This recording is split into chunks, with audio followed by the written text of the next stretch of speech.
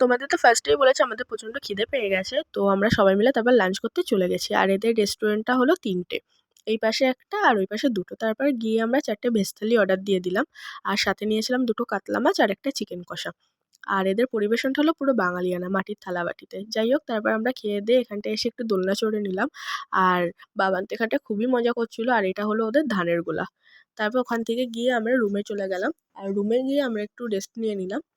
তারপরে আমরা ওখান থেকে আবার সন্ধ্যাবেলা রেডি হয়ে বেরিয়ে পড়েছি।